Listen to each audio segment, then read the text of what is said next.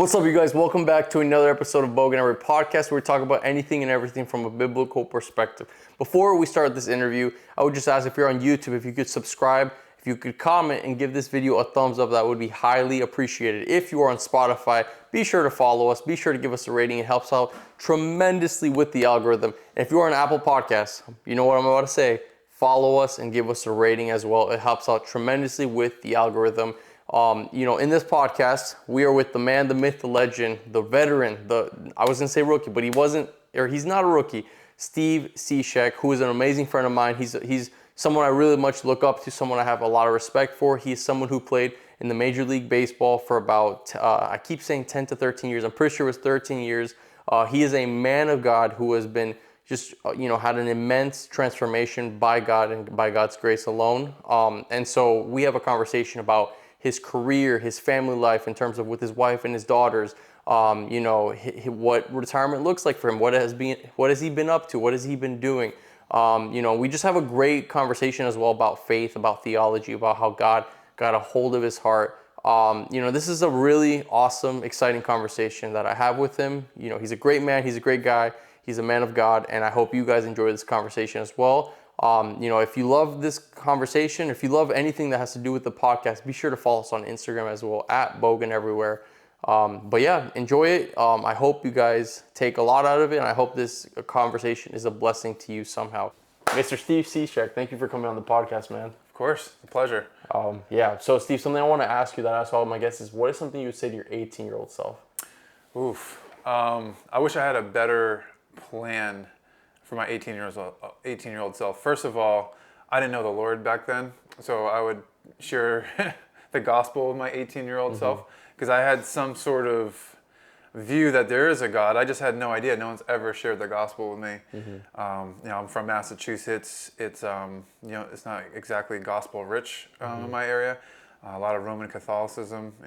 My side of the family grew up with all that. And I just never really heard the truth, but I believe there was a God. I just didn't know until I heard a form of the gospel, let's say, when I went to college. So I would go back and I would want to share truth with my younger self, and that would just give me so much more direction. I was just so immature and lost and confused back then. Yeah, amen. So speaking on to that, like, what was your upbringing like as a kid, your household, your family household, and all that stuff in baseball? How did that play into it? Yeah, I was an only child. So sports was everything to me. That's where I got to play with my friends. I loved my parents. They were great parents. They loved watching me compete. I played like soccer, basketball, baseball, football growing up until about junior high, when I just focused on baseball and basketball. And, we didn't have a ton of money by then. My parents were just hardworking, like blue-collar people. And they just worked so they could afford to get me to tournaments and stuff I needed to do. And I had a great house, and I grew up in an incredible neighborhood where there was a ton of kids, all pretty much the same age, and we all just played wiffle ball, football together. Just my whole childhood was just a blessing, really. I just, like I said, I didn't know the Lord, but I had parents that taught me how to respect others. Very huge on respect, especially my mom. Like, she was very keen on it. And I had parents that were on me about it too, and on us, the kids. We just had a great group, a great network of friends and a family out there. Yeah, that's awesome, man. And so with your career, right, did you intentionally pursue professional baseball? Was it a dream you had since you were a kid, or were you in college and were you like, I think I have what it takes to be in the pros, or were you just like focusing on what was your major? PE, physical. I didn't know what I wanted to do. I had no direction, so I was like, I like PE. I'll be a PE teacher, and maybe I'll coach, because I like sports. Okay. That was my. That's awesome. I didn't know that, actually. Yeah.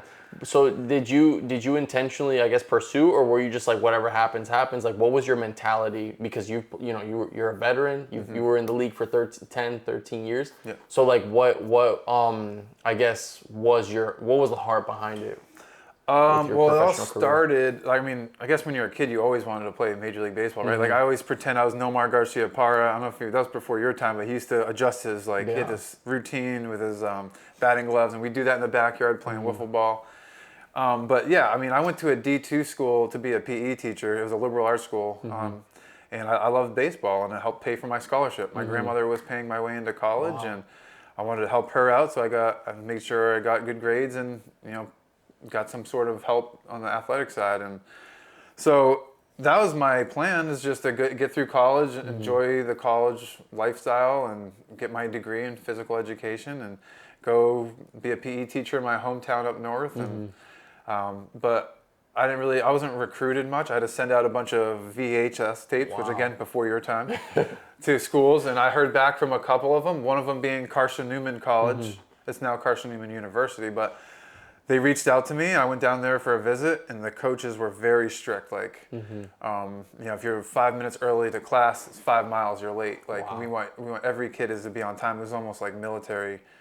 And then at another school I went to check out in North Carolina, they couldn't care less what my grades were. They just wanted someone to play. In fact, they illegally made me throw against their hitters. I had to pick up a ball in like months. Wow. So they wanted, because they'd never seen me throw before. Yeah. I won't mention the school's name, but and so I'm like, I'm not going to that school. I'm going to go to a school that's going to push me, because I need it. Like, I have no direction. So at least I was wise enough back then to have that sort of mindset, I guess. So all of a sudden, my freshman year, I got pushed to the max. I never really lifted a weight, never long toss. I just competed. You know, short seasons up north, and because of the weather. All of a sudden, my freshman year, my first game, I hit 92 out of nowhere. And then the next game, 94. Wow. And I'm 6'5" and lanky, throwing low 3/4. Scouts start showing up. Next thing I know, I'm filling out questionnaires for major league teams. It all happened so fast. Like, I had no aspirations of playing professional. Wow. I didn't know it was even possible until 3 games into my freshman year. I'm like, I'm throwing pretty hard. Yeah. When you say questionnaires, though, do you mean like the teams would come out and like literally have you fill out questions, or did you like seek those questionnaires out, I guess? No, they mail them to you. They mail them to my college coach. I'd fill them out, or they mail them to my house in the off season or summers and fill them out. I had one team come in and check my eyes even. Like, I did all sorts of tests. Yeah. Because when I got to my junior year, I started, sitting around 92 to 95. And again, tall, lanky, low 3/4 arm slot. The scouts will find you. Wow. And I lit it up when the scouts were there, and when the scouts weren't there, I was just okay. Yeah. So it's just all in God's timing, and just one thing led to another, and then you got drafted by the Marlins, right? Yeah. Dang. So what was that feeling like when you heard? I don't know if you heard your name on TV specifically or radio, since you're pretty old. So like, easy, man. But to that point, I had dial-up internet. Do you even know what that is? I actually don't. Okay. No. So it basically like shuts down your landline. Like, your internet works through your like phone. Oh, okay. And so no one can call you, and it's really slow. Wow. In that 2007 is when I got drafted. That was the first year they broadcasted it on TV, the first round. Oh, wow. So I wasn't a first rounder. There was thoughts I might be a supplemental first round, but that fell through the windows. It's a side story. If we have time, maybe I'll share it later. Yeah, but, that's fine. The Marlins were like the one team I didn't talk to a ton. In fact, the White Sox, when they came around the 5th round, saying, "Hey, we're going to take you. Be ready." Wow. And they ended up taking someone else. Yeah. The Marlins, like, all of a sudden, I see my name pop up on the on the list online. Dang. And we all just started freaking out. We had a bunch of neighbors over. My wife, now back then my girlfriend, was there, and it was a sweet time, man. That's awesome. So like, wait, so your name popped up, but the White Sox hit you up? I threw a bullpen for the White Sox. Oh, okay. Or I pitched in a sim game for the White Sox, it's like a tryout basically. Gotcha. In Georgia, and then they were really interested and had me fly out to U.S. Cellular, which is now Guaranteed Rate Stadium in Chicago. Yeah. I got to watch them play the Yankees, and then threw on the major leagues, bullpen. Yeah. And I didn't throw very well in front of them, and so I think I didn't have a secondary pitch. All I threw was fastball, changeup. I couldn't throw a slider. Gotcha. And I don't know if that deterred them or not, but they kind of got cold feet. But the Marlins, I was close. One of my teammates, he was like area scout for the Marlins, so I knew him. But we talked about it, but I didn't fill out anything for them. Wow, man. And then I was their first arm they chose that year. They had all position players the first 4 rounds, and then took me as the first pitcher. Yeah. That's pretty cool. And so, a lot of people, when they think you get drafted by the NFL, MLB, whatever, NHL, all these sports, they think automatically, oh, I'm rich, I'm a millionaire, whatever, In terms of finance, not going into numbers, but like, was it like good income to where like you could live off that for the next few years? For the next few years, yeah, but it wasn't sustainable like long term. The good thing about it is part of that signing bonus I got from the Marlins, they paid for the rest of my school if I were to continue it in the next few years. Wow. So after my first 2 minor league seasons, I missed like a month of classes. The teachers were super helpful, kept me in the loop. I did homework while I was gone. And when I got back to college, I finished out. I got my degree in PE. I didn't get my licensure because I couldn't student teach. I missed that part because of the season. But I got my degree in physical education, so I was able to get my diploma and stuff. Yeah. So if you wanted to be a PE teacher, you could. I could, yeah. So I'd have to go through some school or some classes now. I'm sure a lot of the stuff has changed. Yeah. But yeah, I technically probably could. Yeah. That's awesome. That's great. And so you've. Like I said, you've been in the league for you were in the league for about 10, 13 years. So, when you made your debut on the mound, right, with the Marlins, what was that feeling like, and what was going through your mind and your heart and just emotionally and all that stuff? I was, as you can imagine, pretty amped up, nervous. This is going to sound bad, but what kind of helped me calm down a little bit was one of my buddies got called up around the same time, and he went and pitched before me, and the Brewers, who were really good back then, lit him up for 6 runs. He didn't record an out. Oh. And so I was like devastated for him. Like, but you know what, dude? You just threw in a Major League Baseball game. Like, there's only less than 1% or 5% of guys that get drafted get to say that. Wow. And so when I'm warming up, I'm like nervous, and when I'm running out there, I'm like, you know what? It can't be any worse than that. Like, who cares? Like, let's just go out and enjoy it, And like, it's just a privilege to be able to be out here. Like, and after I got the first out, it was the second pitch. I remember grounded out to the catcher, Casey McGee. After I got that out, I was like, you know what? Like, I'm making too big of a deal of this. Like, we can do this. Yeah. And I just kind of took off from there. Wow. Yeah. That's remarkable. And so that was it 2013 when you made your debut? No, that was 2010. 2010. Okay, I thought okay. But were you with the Marlins in 2013? I was there from so that was the last 2 weeks of the season in 2010. I started out in AAA in 2011 for a month, and then got called up, and I was there pretty much the rest of the way from then on until like 2015. Okay. Yeah. Dang, that's pretty cool. Yeah. And did you ever play with Jose Fernandez? Oh yeah. How was he like? Did you know him personally and stuff? Yeah, for sure. He was awesome, man. He was the ultimate competitor, like ultimate. Like when he's on the mound, like everyone's watching, locked in. Like he's just gritty, like someone you want out there. You wish you could pitch every day. Yeah. Because it's just the energy and like tenacity he brings. And I would close games out for him. I was a closer back then, so when typically we'd have the lead if he pitched because he was that good. And we were the awful team in 2013. Yeah. But I felt that edge because he brought the edge out to the mound, and I didn't want to blow it for him. Yeah. And he was a rookie that year.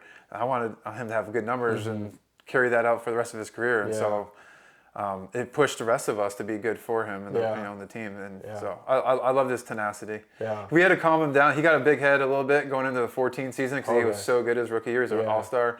But we had good veterans like Jeff Mathis and stuff to kind of bring him in, and he loved Jeff. Jeff was hard on him at times.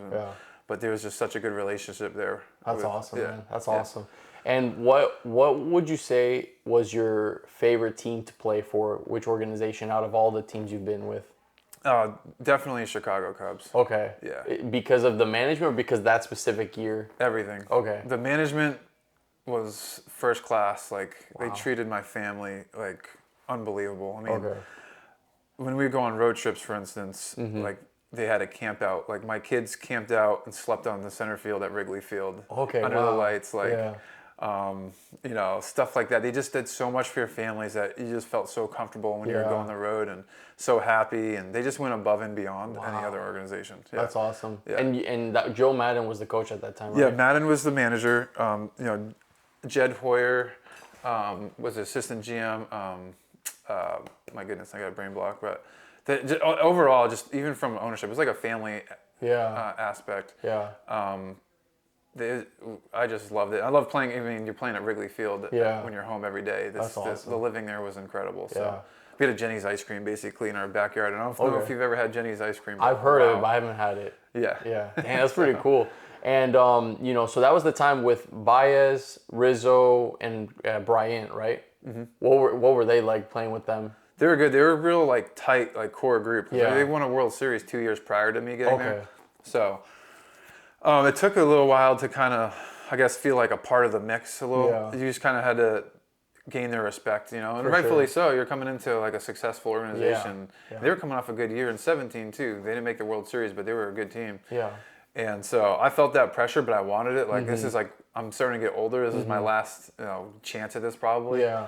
And so I just went in there hungry, and every game I was locked in, and I just want to show those guys that I'm here to help you guys win, and I don't care about my personal stats or myself. I just want to do what's best for the team, and I feel like they took exception to that. I don't know, maybe they might tell you otherwise if you interview them, but I feel like we had a good relationship. Yeah. That's good. That's awesome. Great. And before I talk about your retirement, something I wanted to bring up as well, some random question was, who was one player that like you were like internally just fangirling over? You're like, oh my goodness, I can't believe I just met so and so. If there was one, Like it could be a retired guy, retired, or how about retired and someone you played against or with? I have a couple for the retired ones. So one of them, like I mentioned earlier, Nomar Garcia-Parra. So my first full season with the Marlins, we're in Philly, and he walked in the locker room. He was doing the broadcast or something. I was like, oh my goodness, dude, that's like my childhood. Wow. One of my childhood heroes right there. And Brett Hayes, our backup catcher, was like, Steve, you see who that is? He knows I'm a Bostonian. And I was like, yeah, I see him. He goes, you got to meet him. Like, no, I can't. I don't want to leave him alone. He's like, no more. He's like screaming. I'm like a little schoolgirl. I'm like, dude, shut up. Like, I don't want, don't bring him over here. And he was awesome, dude. Like, he signed 2 balls for me. Wow. I got one of them up there. Okay. And gave one to my cousin, I think. And then just talking to him, he was just super cool. Yeah. Then I got to meet Mariano Rivera, who's like my favorite pitcher of all time. Like, Dang, man. and then I didn't get to meet him, but hopefully one day I sent him a message on Instagram, and he responded. Reggie Miller was my favorite like all-time athlete. Oh wow, okay. Which is a big reason why I don't have 31 in here, but Yeah. I try to wear number 31 because I loved basketball and I loved shooters, and like he was my favorite. And NBA Jam back in the day was like the greatest game ever, so I'd always play with Reggie. I'm like, I just want to let you know, like I'm at the end of my career here, but I always try to wear number 31 because you were my favorite all-time athlete. He's like, dude, there's magic in that number. Like, I'm so thankful and honored that you wear it, stuff like that. I'm like, dude, that was cool. That's like, awesome, man. I'm like 35 years old at the time. Like, I feel like a little kid again. Like, that's awesome. What a guy. And then what about people who like currently, at the time when you were playing in the league, who were some people that you wanted to meet? If you had any. Well, I wanted, Albert Pujols. I got to play against him, which I was like, I mean, he was kind of towards the end of his career, but and he owned me, by the way. He crushed off me. Wow. But I was like blown away when I got to, play against someone of that caliber. Yeah. And then second to last year,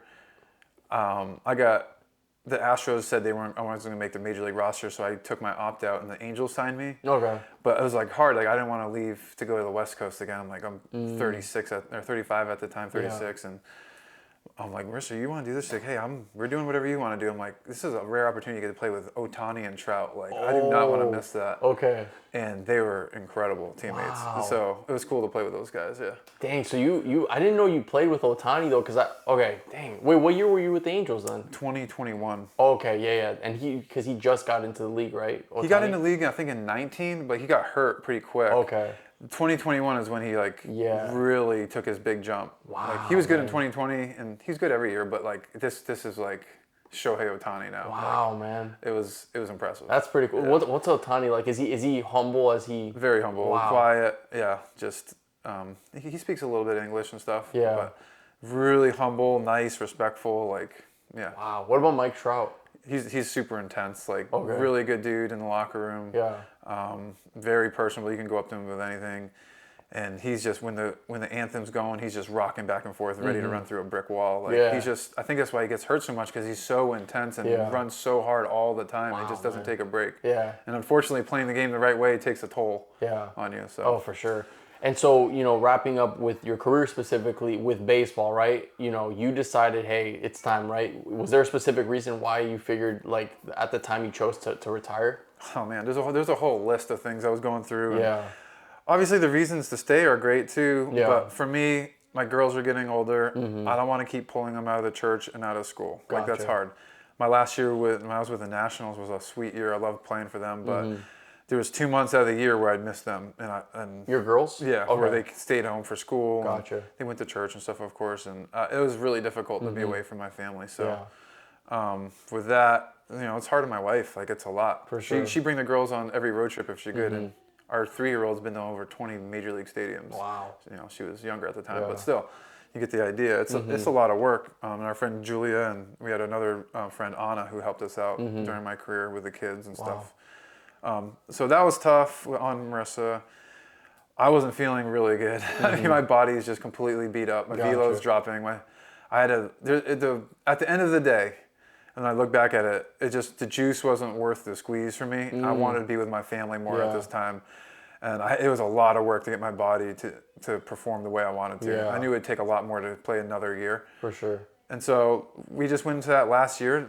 The girls, my older girls, you know, obviously Ellie doesn't know she was a baby, but in 2021, the COVID thing was just starting to go away a little bit. But the Angel Stadium wasn't having family rooms where the kids can go play all game. They had to come out to watch the game. Yeah. And at one point, I hear my girl screaming for me when I'm running to the mound, like yelling for my, you know. Yeah. It's like they kind of get what I do now. Yeah. Let's give it one more year and create some memories and then call it. Yeah. Wow, that's awesome. So what are you up to nowadays? You know, from baseball, stadium, traveling and stuff. What do you do now, just day to day as a, you know, being retired?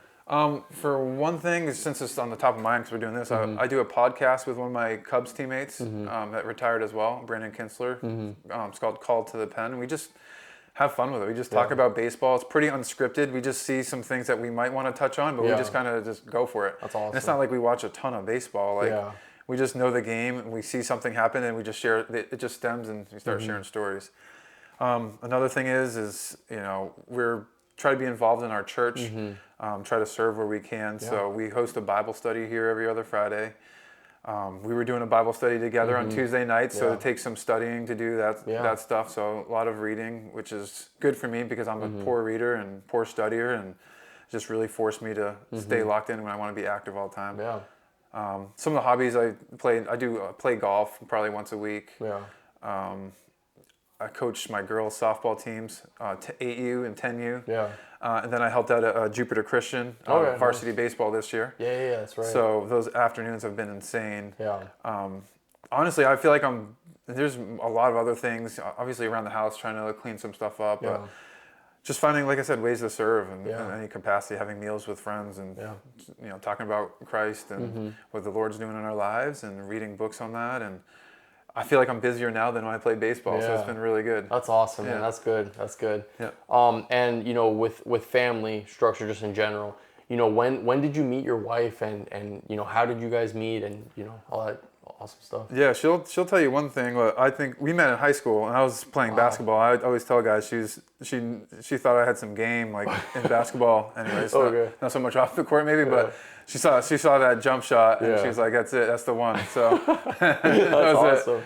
Yeah, so we started dating in high school, man. So and then, you know, college days were tough. She went to a different school than me. I went to school in Tennessee. She was in Rhode Island. So that was difficult, but we did the long distance thing, like on and off, mostly on. You know, we're mostly dating. And one thing, you know, after some time, we weren't believers back then, by the way. Like we weren't. I wasn't a believer until about my first year in pro ball, or major leagues, I should say. And so it was difficult, as you can imagine, you know. For sure.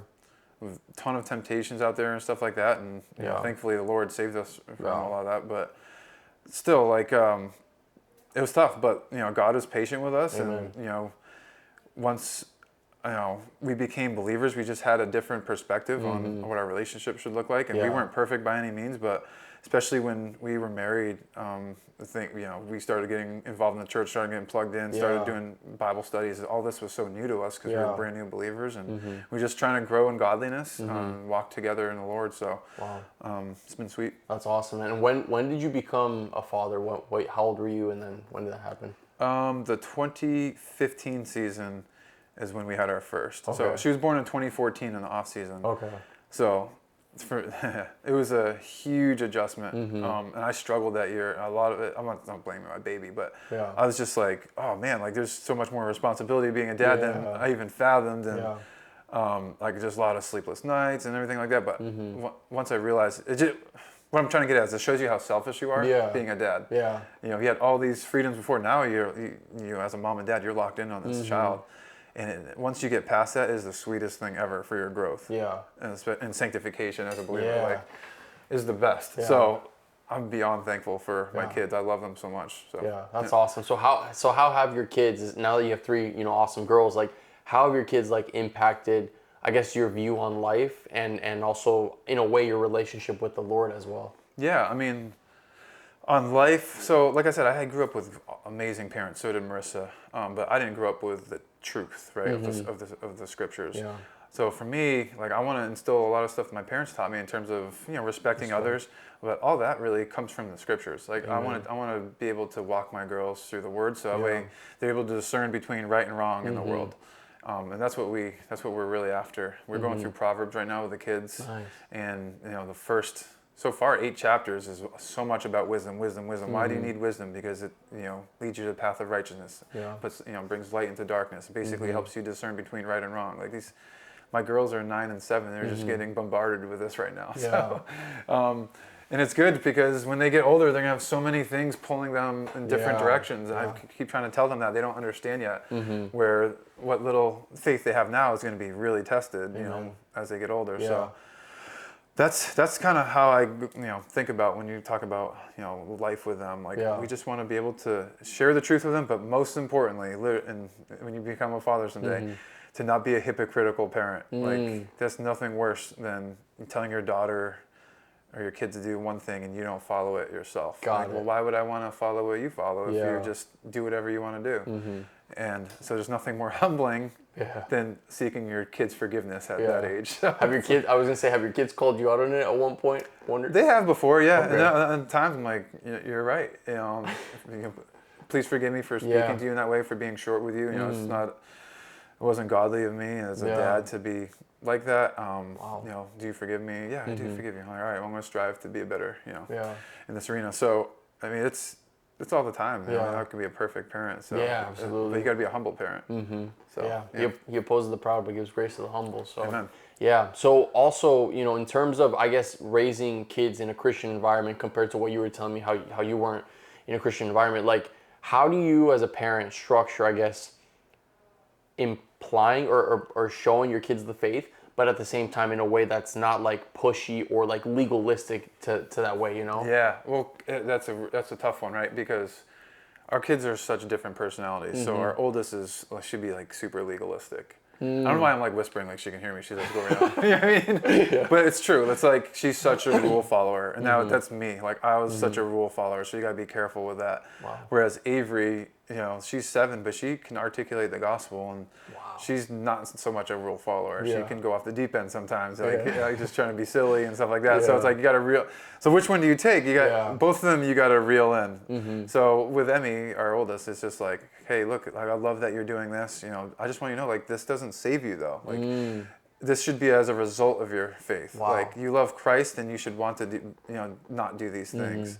You shouldn't. You're not going to want to have these desires. Wow. Instead of don't try to do it to impress me. Like, I just want you to be right with the Lord. And so, I think I got to be more careful with the legalistics For sure. one, because I don't want her to bank that like, oh, I've been so good, like, I've done this, that, and the other, like the rich young ruler. And be like, well, Jesus really tests his heart. I want you to give away all your wealth. Like, he's not going to do that. Yeah.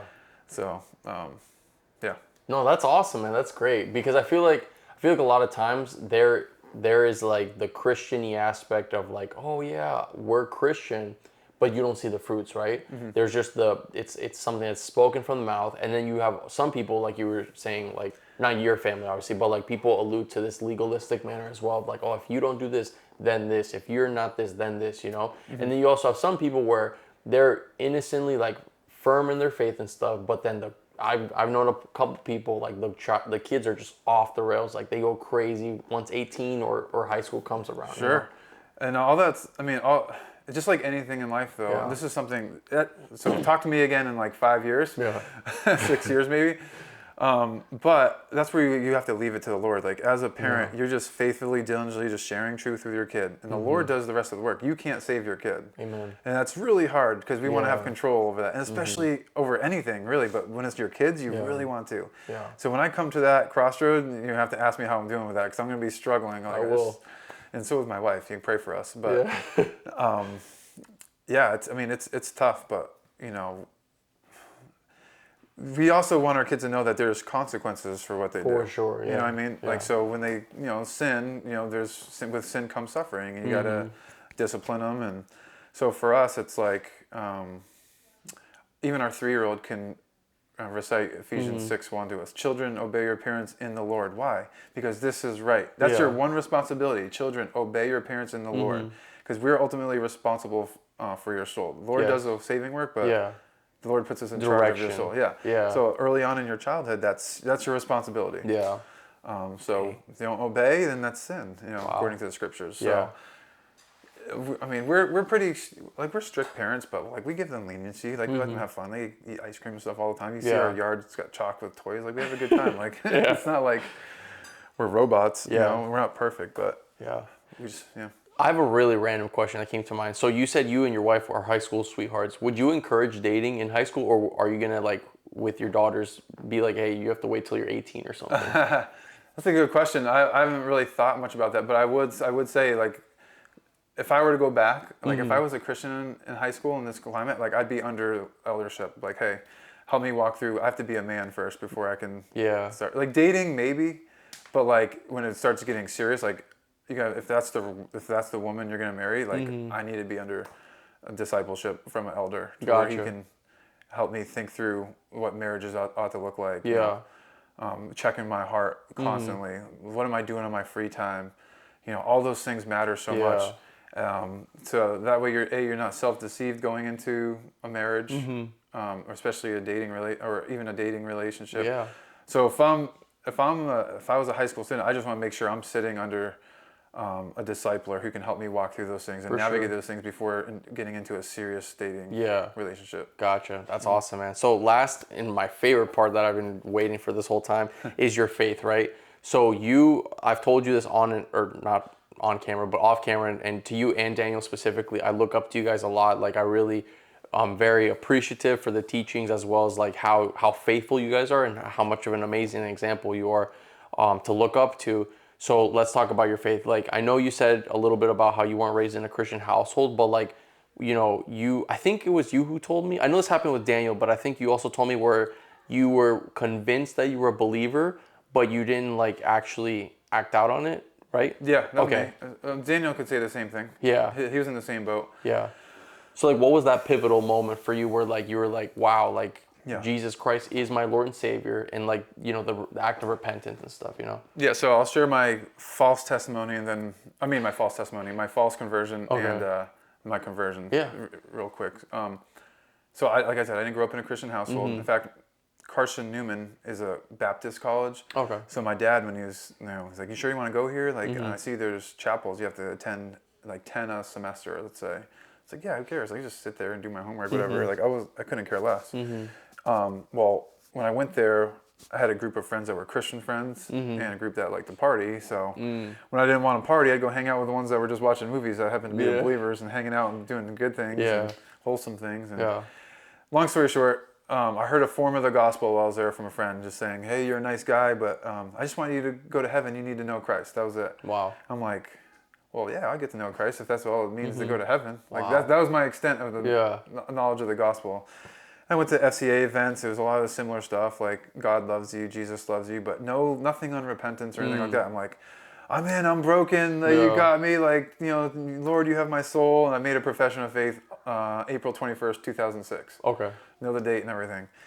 And that same night, one of my friends was like, hey, you're going to have to stop sleeping with your girlfriend. I'm like, no chance. Like, I'm not doing that. That's a huge part of our relationship. Yeah. So I didn't count the cost, right? But I'm still saying, like, I'm going to Bible studies. I'm going to the church. Yeah. I'm a believer. this is just a bad area of my life. The Lord will forgive me. He knows my heart. Like, no, I was living in unrepentant sin. But no one shared that with me for 4 years until I was in spring training with the Marlins, and we had a Bible study at the church I now attend for a couple ball players. Wow. And they were asking me about my life. I'm like, I still sleep with my girlfriend, stuff like that. And like, you were open about your sin? Yeah, I thought it was no big deal. Like, everyone does that, right? Yeah. And they're like, basically lovingly just walking me through counting the cost. And they said, brother, I'm concerned about your salvation. And they brought me to James 2. Even the Wow. demons believe and they shudder. Yeah. And at that moment, I was like, oh, like if I'm saying this is the truth, I'm saying I'm a believer. Like, I've avoided all these because I know they're going to bring condemnation on me. And even the demons believe and they shudder in God's presence. They shudder at His word. I can't say I'm shuddering. Like, demons believe just as much as I do, even maybe even more because they've been in contact with them. You know what I mean? Like, and so I'm just like, this is a problem. So for the next 2 years, I poked my head in the church here and there with those guys, but they weren't fooled. But I really just wanted to avoid them for like 2 years. Wow. So I was wrestling with it night and day. I mean, we broke up for a while, Marissa and I. She became a believer through all that. Okay. And here I am thinking I'm still a believer. I'm like, oh, she's a Christian now. Like, we can get back together. And like, I wasn't a believer still, but she was, and she was, new. And I was a poor leader. And so when we got engaged, I was like, look, I'm going to be a leader in the home. Yeah. Like, I need to like get in the word. And Yeah. so I met with the pastor up north, and he, was faithful. We meet for coffee or once a week in his office, and he'd walk me through the scriptures. And so right around then, I could tell you when I thought I was saved, but I can't tell you exactly when I was after that. And I just knew it was sometime in 2012 as I really started getting a hunger for the word. I couldn't wait to meet with the pastor. In fact, I was disappointed when I go to Bible studies up north and they weren't sharing truth. We were just playing games. Like, no, I want to someone teach me the word, And so when we got married, we church hopped for a little bit, and I was like, no, I know where we need to go. Like, I got to stop running from these guys. And we went back to Grace Emmanuel Bible Church and heard the truth, and I was like, this is it. Like, dude, that's awesome. Our home. So yeah, praise God, man. That's awesome, man. And who are some teachers that you listen to maybe online that you could recommend to the audience who come from sound biblical doctrine, so that way if there's people who want to grow in their faith but they don't know who to listen to, obviously you should get in the word first and foremost, but like if you want to listen to a pastor, who are some people you'd recommend? Yeah, first and foremost, John MacArthur. Like, he was instrumental, and I haven't even met the guy. Yeah. And along with thousands of others that haven't met him but have such an impact on his life. Yeah. So first and foremost, him. I listened to a ton of his sermons, especially during the season and stuff. Thankfully, I go to a church who our lead pastor served under MacArthur. Yeah. So we get a lot of this similar teaching and this expository preaching, and that's awesome. And he's just a faithful man. That's you can just see it in his life, no hypocrisy. And so John MacArthur, Jerry Ragg is our pastor, of course. You can listen to stuff with him. He's got great stuff. Yeah. My good friend who shared the truth with me, Darren Roberts, just started a church. His messages are online. If you ever give it a chance, he's a very gifted teacher. For more mainstream, Vodi Bakum. I love listening to him. Yeah. Love Vodi. There's some areas where I'm not so sure about. He's awesome. Yeah. But that's with any pastor. Like, people say that with MacArthur. Yeah. I'm sure our pastor too. But just be a Berean. Read the script and look at the scriptures. You love Lawson, I heard too. Yeah. So I met him. And I actually do want to get more in depth with listening to his message for sure. But he's a sound teacher. I want to ask as well, in terms of theology, seeing where you were, the process, and where you're at now, right? How important do you think it is to, I guess, look into theology, because I feel like some people treat it as oh, it's nothing, I'll read my verse for the day or my chapter, and there are people who go very deep into it. Sometimes, not to be rude, but I feel like some people also, take it in a legalistic manner. So you have different perspectives, right? To you, how important do you believe theology to be in terms of application? Obviously taking your own life and studying the Word of God, but also looking into the theology of specific churches, I guess. Yeah, if that makes sense. Yeah, theology drives, essentially what you believe. Like, if when you go into the scriptures, you're going to have some sort of theology, whether you realize it or not. It just depends on, for me, what's the most biblical theology. There's plenty of theologies that sound biblical out there, but then you dive into the Word, no, that's contradictory to what Paul is saying in this chapter. And I'm starting to realize that more and more lately, just listening to podcasts and stuff like that. Yeah. So when I'm from a theological standpoint, when I'm listening to someone preach, I want to see if it's lining up with what the scriptures say, and it's not being twisted. Yeah. And with some guys, it's very apparent it's being twisted. Yeah. Other guys, it's not. And then there's certain guys that what they're saying isn't necessarily heretical. It's just I don't really land on the same point. But hey, Gotcha. there's friends that I have that are Arminian, and they believe that they made a decision that saved their life. Yeah. But I believe that God did the work to bring them to that decision. Yeah. But do I think they're unbelievers? No, they have a different theology than me. Yeah. But come to the church. Like it doesn't matter. Like we're all believers. Like let's just strive together. You have your point. I have my point. We can talk about it. Let's bring up the scriptures. But at the end of the day, if we disagree, I don't think you're an unbeliever. Yeah. But then there's other areas, and this is what I'm trying to get to, where it's like if it's a foundational issue where the gospel is distorted, now we have a problem. Exactly. So yeah, that's awesome, man. Dude, well, I think we're about to wrap up soon. So is there anything you want to plug out there or share with the people, or what you're up to, or you got anything going on soon? Yeah, no, I mean, look, we're going into season life where it's going to be kind of relaxing, so I could just watch my heart. We're going up north of Cape Cod and going to see family and stuff like that. Yeah. But no, I mean, I don't have any plugs really. Just thankful that you came. Podcast. Oh, I mentioned it earlier. That's why. I figured you'd tell people I'll get to directly. that. My podcast, but yeah, I mean, we're just trying to strive every day, and like I said, we're not perfect, but we're just striving to be godly parents and godly, husband and wife with each other, and like I said, just try to serve the church when we can. Yeah. And in the meantime, we are doing the podcast. Yeah. Call to the Pen. You can check it out on YouTube or Spotify, and so yeah, give it a listen. We'll have Daniel Descalso on today, right after this. Nice. So he's a good teammate we had, and now he's a bench coach of the Cardinals. So it'd be cool to have him on. So yeah, check it out. Yeah, Steve, thank you so much. Yes, thank you for having me. Yeah.